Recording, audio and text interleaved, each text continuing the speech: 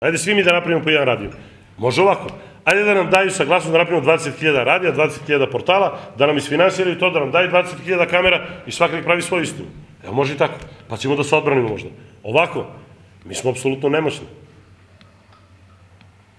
I to što neko misli da ćemo istrpiti pritisak, pa će doći, pa će nas prozvati, a mi ćemo reći nemojte, budite mirni, mi ćemo vam dati projekat i novac.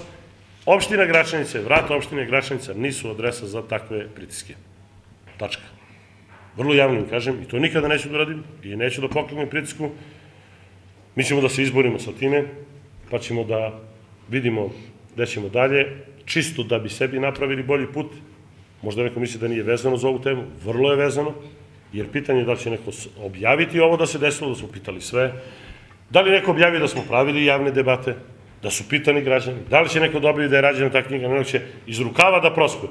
Ma nikog oni ne pitaju, oni sami rade. Vrlo interesantne stvari imate u ovoj knjizi.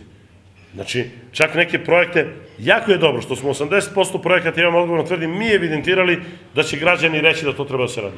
Ali postoji 20% projekata koji mi ne bi evidentirali da su direktno po interesima građana rečeni. I vidjet ćete kakva će ulaganja biti. Po ovoj knjizi i vidjet ćete da ste vi imate isto razmišljanje kao što je ova knjiga dala rezultate, da ćemo ulagati tamo gde smo manje ulagali, jednostavno jer to je ono što trebamo ravnomerno da podelimo u tom 4-godišnjem periodu kojim su dobili da menadžiramo.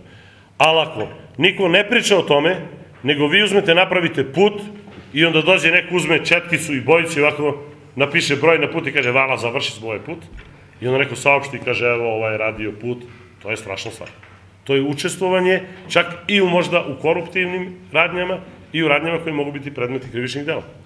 Ali time neko mora da se bavi malo ozbiljnije i da pričamo o tome, jer ne može se neko kriti iza opštih interesa, a završavati samo svoju priču. Gde počinje prava, gde počinju prava, gde se prava završavaju, ali gde počinje i odgovornost. E to trebamo da rešimo.